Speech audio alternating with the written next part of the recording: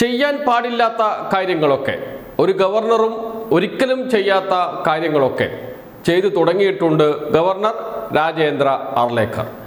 എന്തുകൊണ്ടാണ് കഴിഞ്ഞ കാലങ്ങളിലൊന്നുമില്ലാത്ത നീക്കം ഇപ്പോൾ ഗവർണർ നടത്തുന്നത്? ഗവർണർക്ക് എല്ലാ സഹായവും പ്രഖ്യാപിച്ചിട്ടുണ്ട് മുഖ്യമന്ത്രി, കേരളം ഭരിക്കുന്ന UDF സർക്കാർ എന്നതുകൊണ്ട് തന്നെ. അല്ലെങ്കിൽ ഇത്തരമൊരു തീരുമാനത്തിലേക്ക് പോകാൻ ഗവർണർക്ക് കഴിയില്ല. എന്താണ് വിഷയം എന്നല്ലേ? ഇന്നത്തെ മാതൃഭൂമിയിലും മലയാള മനോരമയിലും വന്ന രണ്ട് വാർത്തകൾ, ആ രണ്ട് കാര്യങ്ങൾ മാത്രം പരിശോധിച്ചാൽ മതി. കേരളം ഭരിക്കുന്നത് മുഖ്യമന്ത്രിയല്ല, UDF സർക്കാരല്ല, തീരുമാനങ്ങൾ എടുക്കുന്നതും നടപ്പാക്കുന്നതും ഗവർണറാണ്, ലോക് ഭവനാണ് എന്നത്. ഒന്നാമത്തെ വാർത്ത മാതൃഭൂമിയിലെ ഒന്നാം പേജിൽ വന്ന വാർത്തയാണ്. 2026 ജൂൺ 18 മാതൃഭൂമി ഒന്നാം പേജ് തലക്കെട്ട്: ഭരണകാര്യത്തിലും ഇടപെട്ട് ഗവർണർ. ഗവർണർ ഭരണകാര്യത്തിൽ ഇടപെട്ട് തുടങ്ങിയിരിക്കുന്നു എന്നാണ് മാതൃഭൂമി ദിനപത്രം കൊടുത്ത തലക്കെട്ട്. അതിനുശേഷം വാർത്ത അതിങ്ങനെയാണ്: സർക്കാരിന്റെ ഭരണകാര്യത്തിൽ ഇടപെട്ട് ഗവർണറുടെ അസാധാരണ നടപടി. അന്താരാഷ്ട്ര യോഗ ദിനാഘോഷത്തിന്റെ ഒരുക്കം വിലയിരുത്താൻ ഗവർണർ രാജേന്ദ്ര ആർലേക്കർ ചൊവ്വാഴ്ച വിവിധ വകുപ്പുകളുടെ യോഗം നേരിട്ട് വിളിച്ചു ചേർത്തു. ഉന്നത പൊതുവിദ്യാഭ്യാസ വകുപ്പ് ഉദ്യോഗസ്ഥരും ദേശീയ ആരോഗ്യ മിഷൻ സംസ്ഥാന മേധാവിയും സർവകലാശാല വൈസ് ചാൻസലർമാരുമൊക്കെ യോഗത്തിലെത്തി. VCമാരുടെ യോഗം ഗവർണർ വിളിക്കാറുണ്ട്. ബില്ലുകളിലോ ക്രമസമാധാന പ്രശ്നങ്ങളിലോ വ്യക്തത തേടാൻ ചീഫ് സെക്രട്ടറിയെയോ DGPയെയോ ഒക്കെ വിളിക്കാറുമുണ്ട്. പക്ഷേ ഒരു പരിപാടിയുടെ നടത്തിപ്പിനായി നേരിട്ട് യോഗം വിളിച്ചു ചേർക്കാറില്ല.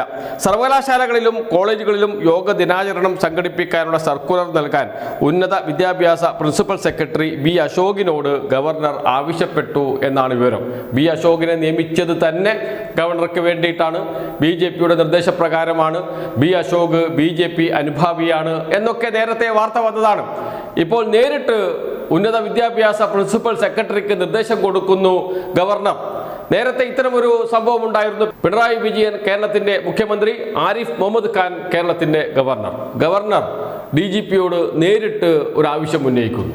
പിണറായി സർക്കാർ ഭരിക്കുമ്പോൾ ആരിഫ് മുഹമ്മദ് ഖാൻ അത്തരമൊരു ശ്രമം നടത്തിയപ്പോൾ അപ്പോൾ തന്നെ അത് പറ്റില്ല, നേരിട്ട് DGPയോട് എന്തെങ്കിലും ആവശ്യപ്പെടാൻ ഗവർണർക്ക് കഴിയില്ല എന്ന് പറഞ്ഞ് അതിനെ വിലക്കുകയും ഗവർണറുടെ ആവശ്യത്തോട് പ്രതികരിക്കരുത് എന്ന് DGPയോട് ആവശ്യപ്പെടുകയും ചെയ്തു അന്ന് മുഖ്യമന്ത്രി. ഇവിടെ ഒരക്ഷരം മിണ്ടുന്നില്ല മുഖ്യമന്ത്രി, ഇവിടെ ഒരക്ഷരം മിണ്ടുന്നില്ല UDF കൺവീനർ, ഇവിടെ ഒരു പ്രതിഷേധവും ഉയരുന്നില്ല കോൺഗ്രസിന്റെ ഭാഗത്തു നിന്ന്, മന്ത്രിമാരുടെ ഭാഗത്തു നിന്ന്, അതോടൊപ്പം തന്നെ വിവിധ രാഷ്ട്രീയ പാർട്ടികളുടെ ഭാഗത്തു നിന്ന്, പ്രത്യേകിച്ച് ഭരണകക്ഷിയിലെ പാർട്ടികളുടെ ഭാഗത്തു നിന്ന് ആരും മിണ്ടുന്നില്ല. KPCC പ്രസിഡന്റ് ഒരക്ഷരം പറയാൻ തയ്യാറാകുന്നില്ല എന്ന് വെച്ചാൽ പൂർണ്ണമായും ഗവർണർക്ക് കീഴ്പ്പെട്ട് മുന്നോട്ട് പോകുന്നു എന്നർത്ഥം. ഇനിയിപ്പോൾ മലയാള മനോരമയിൽ ഒരു വാർത്ത വന്നിട്ടുണ്ട്. ഇന്നത്തെ മലയാള മനോരമ തന്നെയാണ്. മലയാള മനോരമയുടെ മൂന്നാം പേജിൽ വന്ന വാർത്തയാണ്. വാർത്തയുടെ തലക്കെട്ട്: കാർഷിക വാത്സല്യം VC, BJP അനുഭാവിയെ നിയമിക്കാൻ ലോക് ഭവൻ നീക്കം നടക്കുന്നു എന്ന്. അഗ്രികൾച്ചർ യൂണിവേഴ്സിറ്റിയുടെ വൈസ് ചാൻസലറായി BJP അനുഭാവിയെ നിയമിക്കാൻ നീക്കം ആരംഭിച്ചിരിക്കുന്നു ലോക് ഭവൻ. അതാണ് വാർത്ത.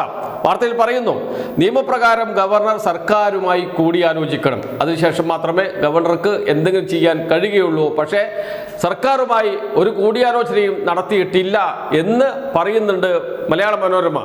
പക്ഷേ മുഖ്യമന്ത്രിയുടെയോ മന്ത്രിമാരുടെയോ മൗനാനുവാദത്തോടു കൂടിയാണ് കാര്യങ്ങൾ നീങ്ങുന്നത് എന്നും സംശയിക്കേണ്ടിയിരിക്കുന്നു. വാർത്ത വായിച്ചാൽ നമുക്ക് അത് മനസ്സിലാകും.